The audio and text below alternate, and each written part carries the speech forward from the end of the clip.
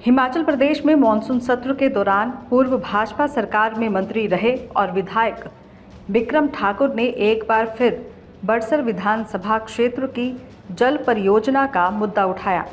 उन्होंने कहा कि इस प्रोजेक्ट में टेंडर प्रक्रिया के दौरान गड़बड़ियां हुई। इसको लेकर जब उन्होंने सवाल उठाए तो सरकार टेंडर को रद्द करने की बात कह रही है, जिससे परियोजना केवल डिले होगी। उन्होंने प्रदेश सरकार पर आरोप लगाते हुए कहा कि प्रदेश सरकार इन गरीब गड़बड़ियों में संलिप्त अधिकारियों को बचाने में लगी हुई है। पूर्व मंत्री बिक्रम ठाकुर ने कहा कि बड़सर विधानसभा क्षेत्र के अंदर एडीबी का एक बड़ा प्रोजेक्ट आया। इस प्रोजेक्ट के तहत 130 करोड़ की लागत से विधानसभा क्षेत्र के हर गांव तक जल पहुंचाने का लक्ष्य था। प्रोजेक्ट में ब्यास नदी से जल उठाया जाता था और अधिकारी ने 130 करोड़ की डीपीआर बनाई, लेकिन जब टेंडर प्रक्रिया शुरू हुई तो लोएस्ट टेंडर 204 करोड़ के ऊपर चला गया। इसके बाद प्रोजेक्ट में सतलुज से जल उठाने की इस परियोजना में ब्यास नदी की जगह सतलुज को बाद में स्रोत बनाया गया। 130 करोड़ की डीपीआर बनाई गई, लेकिन टेंडर प्रक्रिया को नहीं बदला गया। और क्या कुछ कहा भाजपा विधायक बिक्रम ठाकुर ने, आइए आपको सुनाते हैं। बड़सर विधानसभा क्षेत्र के अंदर एक बहुत बड़ा प्रोजेक्ट आया है ताकि बड़सर में हर गांव के अंदर पानी मिले। अब एडीबी का प्रोजेक्ट है और उस प्रोजेक्ट के अंदर जो पैसा आया था वो लगभग 130 करोड़ रुपए के करीब आया था और ये कहा गया कि ब्यास से पानी उठाया जाएगा। अफसरों ने ब्यास से पानी उठाने के लिए डीपीआर तो 130 करोड़ की ही बनाई, लेकिन जब वो टेंडर हुआ तो वो टेंडर जो है वो लोएस्ट 204 करोड़ के ऊपर चला गया। और जब वो 204 करोड़ के ऊपर चला गया, 130 आपके पास हैं, 204 का टेंडर हो रहा है, तो ये अफसरों के दिमाग में आया कि ये तो होगा नहीं, इसको पूरा कैसे करेंगे। फिर उन्हीं अफसरों ने दिमाग लगाया कि ब्यास तो बड़ी दूर है, तो ब्यास से तो बात नहीं बननी है, इसलिए इसको अब आप सतलुज के ऊपर ले जाओ। अब उन्हीं अफसरों ने वो जो प्रोजेक्ट है उस प्रोजेक्ट को के ऊपर नई सिस्टम बना के उसको 130 करोड़ के ऊपर ले आए और उसको 130 करोड़ के ऊपर उन्होंने काम करने की बात कही। टेक्निकल प्रॉब्लम क्या है? एक व्यक्ति को जिसको ब्यास से काम करने के लिए 204 करोड़ रुपए में कोई प्रोजेक्ट अवार्ड हो गया, अवार्ड नहीं हुआ अभी तक, और अवार्ड ना होने के बावजूद उसी व्यक्ति को ये मान लिया जाता है कि जो नया प्रोजेक्ट लगेगा ये वही व्यक्ति करेगा। ना उसकी टेंडरिंग होती है। एक चीफ इंजीनियर लेवल का ऑफिसर 2 पेज का चिट्ठी लिखता है कि भैया जब ये सारे का सारा सिस्टम बदल गया, लाइनें बदल गई, मशीनरी बदल गई, तो आप लोगों को इसकी रीटेंडरिंग करनी चाहिए। उसकी रिटायरमेंट का इंतज़ार किया गया और उसके बाद बिना टेंडर हुए उसी व्यक्ति को वो जो काम है वो अवार्ड कर दिया। मेरी आपत्तियां केवल यही थी। माननीय उप मुख्यमंत्री जी जिस समय आईपीएच के मंत्री बने थे तो उन्होंने सुर्खियों में लिखा हुआ है, दिया हुआ कि 200 करोड़ का टेंडर रद्द किया। रद्द आज तक नहीं हुआ। उल्टा जो टेंडर दूसरी बार रीटेंडरिंग होनी थी वो रीटेंडरिंग ना होकर वो जो टेंडर है वो उसी तरीके से बांट दिया गया। मेरा ये ऑब्जेक्शन है कि कौन से ऐसे अफसर हैं जिन्होंने इतनी बड़ी गलती की है, उन अफसरों के ऊपर आप क्या एक्शन करना चाहते हैं। मैं आपके चैनलों के माध्यम से एक बात बिल्कुल साफ कर देना चाहता हूं कि प्रोजेक्ट को रोकने की अपनी कोई मंशा नहीं है।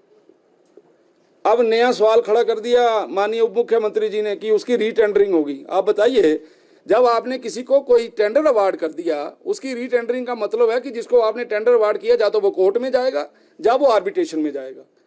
यानी केवल और केवल आप प्रोजेक्ट को डिले कर रहे हैं रीटेंडरिंग करके। आप रीटेंडरिंग करके फिर उन अफसरों को बचा रहे हैं जिन्होंने गलती की।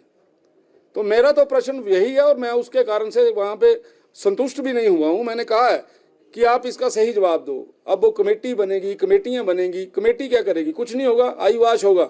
इसलिए मेरा आपके चैनलों के माध्यम से एक बार फिर सरकार को ये बोलना है, जिन्होंने गलती की है उन लोगों को सजा मिलनी चाहिए। प्रोजेक्ट को बंद ना किया जाए, प्रोजेक्ट चलना चाहिए, ऐसी हमारी कोई मंशा नहीं है। दूसरा, मैंने एक मुद्दा उठाया था कि माननीय मुख्यमंत्री जी के विधानसभा क्षेत्र के अंदर एक स्पेशल असिस्टेंस के अंतर्गत पूरे हिमाचल प्रदेश के लिए 200 करोड़ रुपया जो आया है, उस 200 करोड़ को केवल नदौन की प्यास बुझाने के लिए 24/7 नदौन में पानी मिले उसमें कर दिया। मैंने कहा भाई आपके पास 200 करोड़ आया तो आपने 200 का ग्लोबल टेंडर क्यों नहीं किया? आपने 200 करोड़ को तोड़ा और तोड़कर आपने 60 60 60 20 इस प्रकार से 4 टेंडर बना दिए। उनमें से जो 60 60 के 3 टेंडर हैं वो एक ही कंपनी को दे दिए।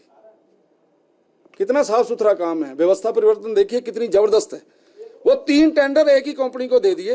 वो मैंने प्रश्न किया कि आपने इस प्रकार से क्यों किया?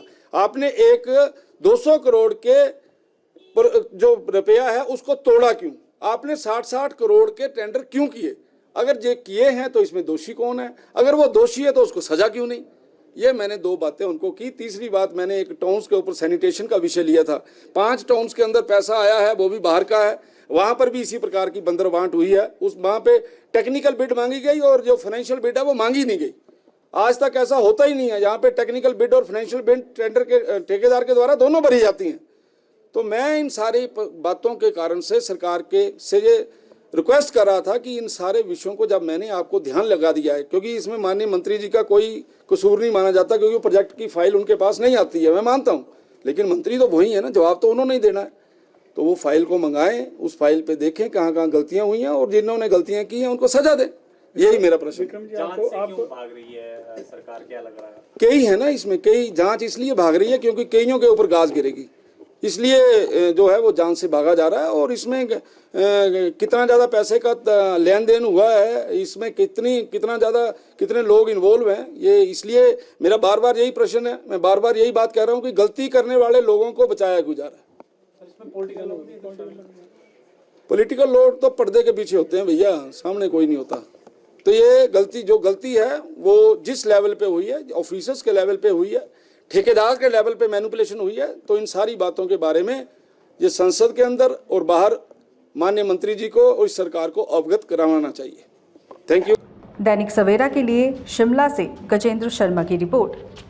देश दुनिया की हर खबर सबसे पहले देखने के लिए फॉलो करें Dainik Savera TV, YouTube, Facebook, Instagram, X और व्हाट्सएप चैनल पर।